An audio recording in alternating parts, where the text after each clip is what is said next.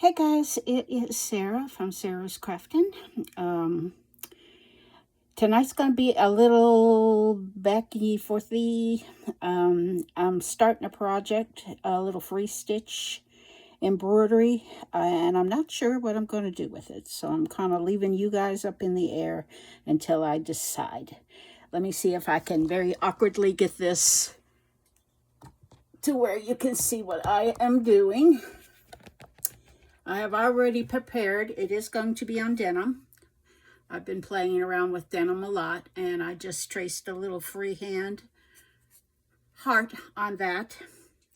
And I'm just using an old scrap of jeans. I have a bunch of jeans. We have a thrift store here where every once in a while they have everything you can fit in a bag for a price, and I grabbed up a bunch of old jeans, so I've been making projects and using scraps and etc. for a while. I have this little summer straw bag, which would be very cute with a little heart on it. I haven't made up my mind if that's what I'm going to do or not. And I also have what I cut off of it, which I very often make little boho purses out of pant legs. So I might do something on that.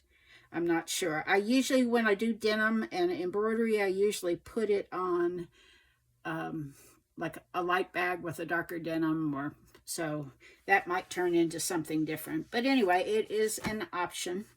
And all I have done is sewed the bottom of this down. You cut the pant leg a little bit taller to give yourself a flap. And of course you've got to finish up the edges and stuff, but all that is like a little messenger bag type thing with a flap on it. I have done a couple of these and finished them, so I'll see if I can dig one of those out so you can see a little bit better what I'm doing. But anyway, I want to just use this instead of just doing a classic sampler with you know, where you just have a doodle cloth with doodle cloth is just a practice piece. A doodle cloth with a bunch of stitches on it randomly placed. I didn't really want to do that, so I thought we would just do something that we can turn it into. I know when I was 6th grade, we did a thing on burlap. We did birds, and we learned different stitches, and we do the, you know, the wing in one stitch and maybe the breast in another one and whatever, and I turned that into a bag. So anyway, this is going to be a little mini version of a sampler. And all I did was trace that with a pin. I do want to tell on myself. When I did the needle video, I told you not to leave your needle in your work. Well, this is a classic example. I guess I found this in the denim when I pulled it out. I guess I thought I was going to be coming back to it very quickly, and I did not, and it rusted the needle.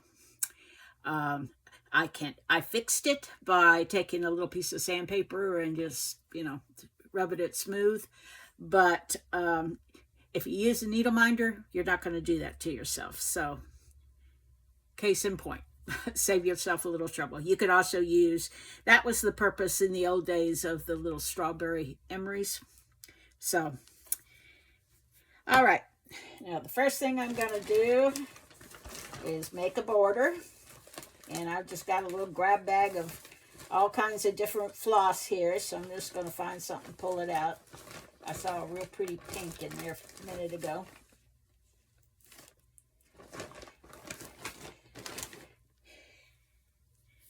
So I think I will go with this.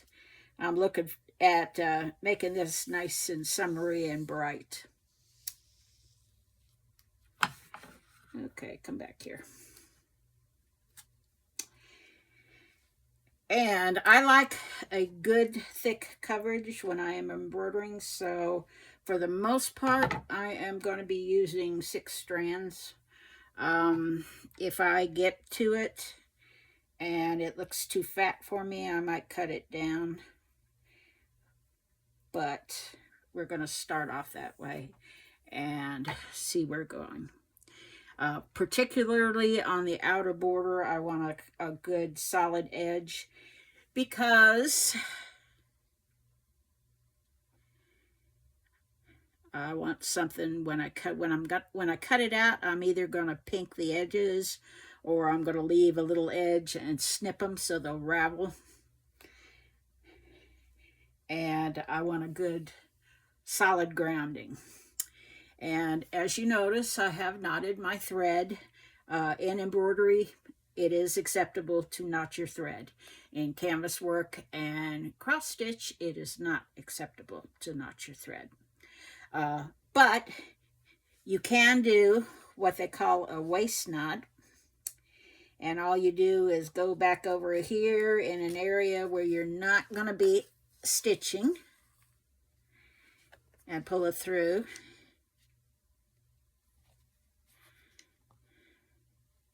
And I'll get it a little bit longer because I want something to wrap around.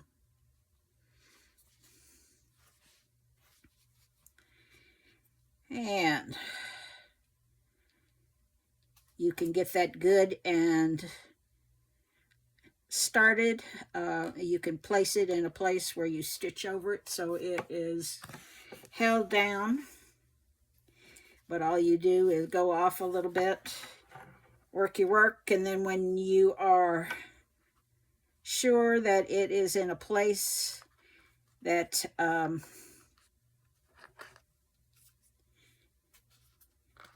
it's not going to cause you problems, you just snip that little knot off and work over the thread, or trim the thread if it's already trimmed down. I am starting off with a chain stitch. I'm assuming you are a brand new embroiderer. So all we are doing is coming up, catching that loop. And there are endless varieties to the chain.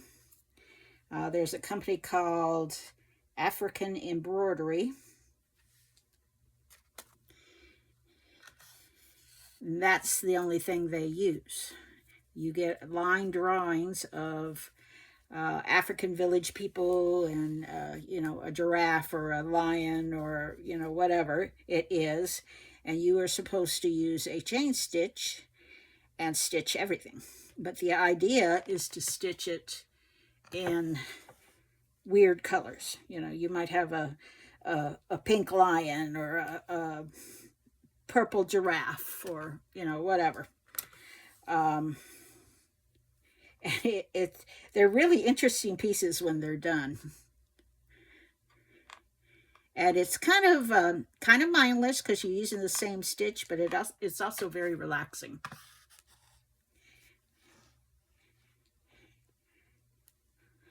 So I am just going down. You can, I'm not doing it with the hoop because it's a little more awkward.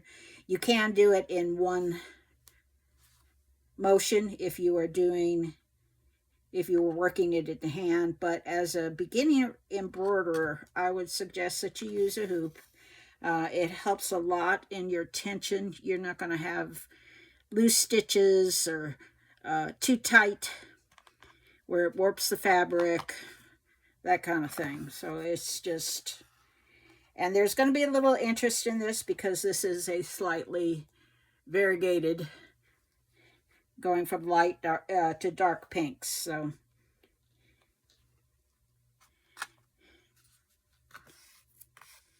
just adds a little visual interest to it.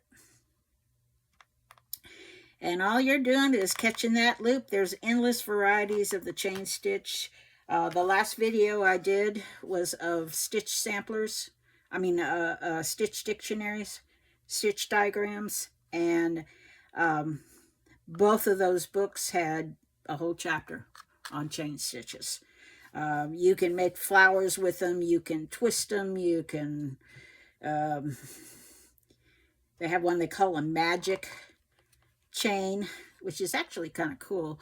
You load 2 colors of thread onto your needle and you make a chain, and then you come up and catch that loop with the other color, make a chain stitch, and you alternate those colors so you get a little bit of a like a rainbow effect on it.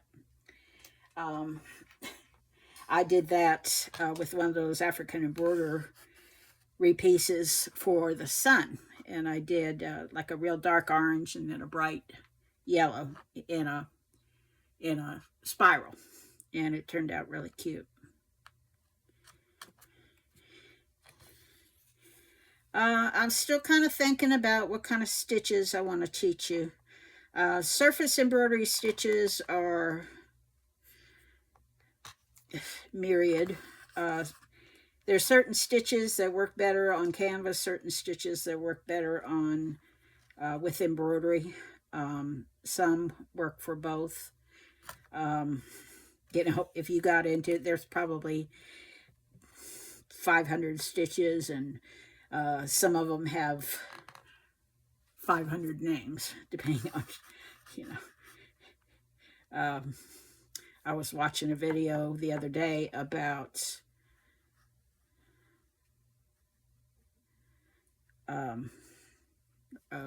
we used to call it the flame stitch. The Italians call it Hungarian woven. We usually call it, now of course that's not going to pop into my brain, but anyway, just as a case in point. And one area might say work a cross stitch a certain way. There's a Greek cross stitch, there's a Hungarian cross stitch, there's a Victorian cross stitch, there's a, they're all worked a little bit different. Basically they are straight line, like braided stitches that are meant to be worked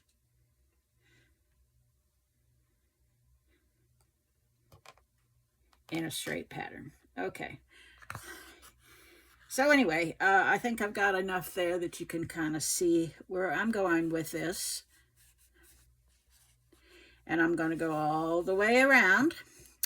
And then we're going to start playing around with a couple of other stitches. I'm going to pause you for a minute and get ready for the next one. And I'll be talking at you soon. Actually, I just paused this and looked at the time, and I've already been talking for 13 minutes. So I think we better shut that down. And next time, I'm going to teach you what is called a spider rose. So we will talk to you in just a little bit. In the meantime, today is Easter when I am filming this, so I hope you had a wonderful time with family and friends. And here in Northwest Arkansas, we had torrential rain and flooded roads and whatever, but we still had managed to have a nice time with, I call them my grants, my best friend's grandchildren. So there would be, and I was sort of like a surrogate aunt to her son as he was growing up. So I am their great aunt. So they are my grants. But anyway, we had a good time watching them craft and play with their Easter toys, etc. So I hope you had the same. Have a good one, and we'll talk to you soon. Again, this is Sarah from the Sarah's Crafting, and if you liked it, I'd appreciate you pushing the like button, and I hope you'll come back to see how this project turns out.